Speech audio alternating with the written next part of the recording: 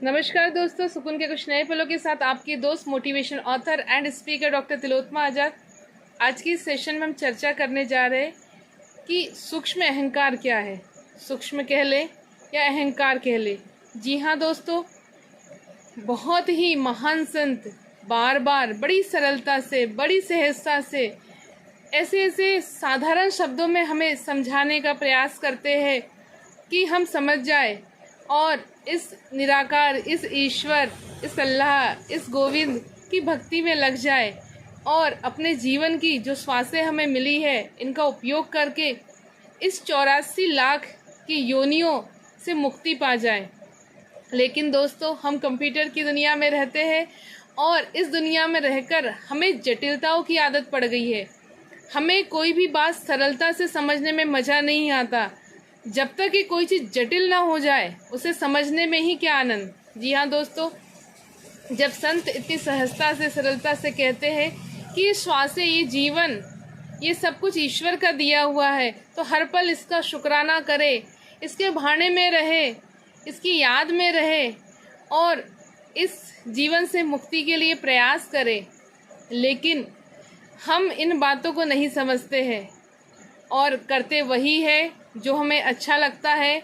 लेकिन जब हम विपरीत परिस्थितियों में फंस जाते हैं, जब हमें जीवन की संभावनाएं भी नज़र नहीं आती, तब हमें ये जटिल बातों से ही सरल बातें समझ में आने लगती है। जी हाँ दोस्तों, बातों को गोल गोल ना घुमाते हुए चलिए एक छोटी सी कहानी के माध्यम से इसे समझते हैं। करोड़ीमल जी, जिनका व्यापार बहुत बड़ा था, सारे लोग उनकी तारीफ़ें करते थे। उनका बिजनेस इतना बड़ा था कि पैसों के लिए तो उन्हें सोचना ही नहीं होता था। बड़ी सी हवेली में रहते थे, बड़ी सी गाड़ियों में, बड़ी बड़ी गाड़ियों में घूमा करते थे। लेकिन अचानक मंदी का दौर आया और सेठ करोड़ीमल जी का बिजनेस धीरे धीरे डाउन में जाने लगा। सेठ करोड़ीमल जी ने कुछ पैसा मार्केट से उधार लेकर बिजनेस को ऊपर उठाने का प्रयास किया, लेकिन संभव नहीं हो पाया, जिससे कि कर्जदार हर दिन उनके घर आने लगे और जब कर्जदार आते तो वो परेशान होने लगते। एक दिन सेठ करोड़ीमल जी ने सोचा कि मेरे परिवार भी कर्ज की वजह से परेशान हो रहा है, तो क्यों ना मैं इस शरीर को त्याग दूं, ताकि मुझे भी मुक्ति मिल जाए और परिवार वालों को मुक्ति मिल जाए। सेठ करोड़ीमल जी जब बिजनेस अच्छा चल रहा था तो कई बार भागवत करवाई, सत्संग करवाए, जिसमें संत ने बड़ी सहजता और सरलता से कहा था कि ये जो कुछ भी दिया है ईश्वर का दिया है। जब हमारी श्वासें तक ईश्वर ने दी है तो ये धन दौलत, ये परिवार, ये सब ईश्वर का है और इसे ईश्वर का मानकर ही इसकी सेवा करना चाहिए। और जब ये भाव हमारे भीतर होते हैं तो हमें चिंताएं नहीं होती, हम चिंताओं से मुक्त हो जाते हैं। लेकिन ये इतनी सरल सहज बात, संतों की बात हमारे दिमाग में कहाँ बैठ पाती है। संत करोड़ीमल जी ने आत्महत्या का विचार किया। एक कमरे में गए और सोचा कि चलो अपनी हाथ की नस काट लूं और आत्महत्या कर लूं। जैसे ही सेठ करोड़ीमल जी ने ऐसा किया, घर में आसपास लोग थे, उन्होंने देखा कि करोड़ीमल जी कहीं दिख नहीं रहे, तो उन्हें ढूंढते ढूंढते उस कमरे तक पहुँचे। तब तक के करोड़ीमल जी बेहोश हो चुके थे। उन्हें वहाँ से उठाकर परिवार वाले अस्पताल ले गए, वहाँ उनका इलाज करवाया। इलाज के दौरान और पैसा लगा। वैसे ही करोड़ीमल जी पहले से कर्ज में डूबे हुए थे, लेकिन अब अस्पताल में पैसा लगने लगा। जब अस्पताल का लंबा सा बिल करोड़ीमल जी ने देखा, वे और परेशान हुए। जब अस्पताल में कमरे में कोई नहीं था तो उन्होंने सोचा कि मैं पंखे से लटक जाता हूँ, और वे पंखे से लटक गए। लेकिन जैसे ही पंखे से लटके, उनकी वजन की वजह से पंखा टूटकर नीचे गिर गया और सेठ करोड़ीमल जी फिर बच गए। अब तो सेठ जी ने सोचा कि अब क्या किया जाए। ऐसा किया जाए कि इस अस्पताल की छत से छलांग लगा दी जाए। और सेठ जी ने ऐसा ही किया कि जब कोई नहीं था तो छत पर से छलांग लगा दी। लेकिन जब वो नीचे गिरे तो उनकी हड्डियां टूट गई, लेकिन उनके प्राण नहीं निकले और पुनः उनको अस्पताल में ले आया गया और इलाज में और पैसे लगे।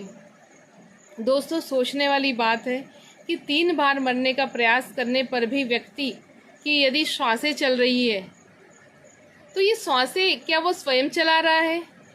सेठ करोड़ीमल तो मरना चाहते थे, लेकिन ऐसी कौन सी शक्ति है, ऐसी कौन सी ताकत है जिन्होंने उन्हें मरने नहीं दिया?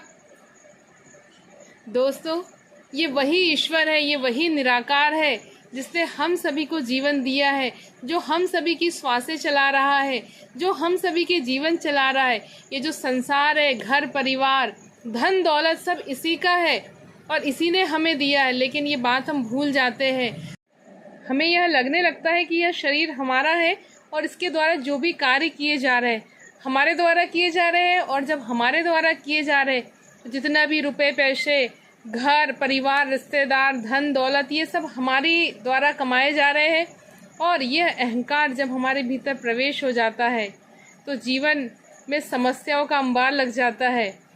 लेकिन सोचने वाली बात यह है कि 3 बार मरने का प्रयास करने के बाद भी व्यक्ति अगर जीवित है तो उसका जीवन कौन चला रहा है? उसकी श्वासें किसके द्वारा चलाई जा रही है? ये संतों के द्वारा समझाई दी गई, बहुत ही सरल शब्दों में कहा गया कि ये निराकार, ये गोविंद हमारे प्राणों का प्राणपति है और ये हमारे प्राणों को चला रहा है, हमारे प्राणों की रक्षा कर रहा है, हमारे जीवन की रक्षा कर रहा है, हमारे परिवार की रक्षा कर रहा है, हमारे धन की रक्षा कर रहा है, और जो कुछ है सब इसी का दिया हुआ है। लेकिन हमारी बुद्धि जटिलताओं से बात को समझती है, सरल बातें हमें समझ में नहीं आती। जैसे सेठ करोड़ीमल जी ने अपने जीवन को नष्ट करने के बाद उन्हें समझ में आया कि जीना तो पड़ेगा, और जब जीना पड़ेगा तो क्यों ना हम संतों की बातों को समझें और हर पल इसका शुक्रिया अदा करें, हर पल इसका ध्यान करें, हर पल इसके भाने में रहे और जैसे संत कहते हैं वैसे आचरण करें और उसी मार्ग पर चले।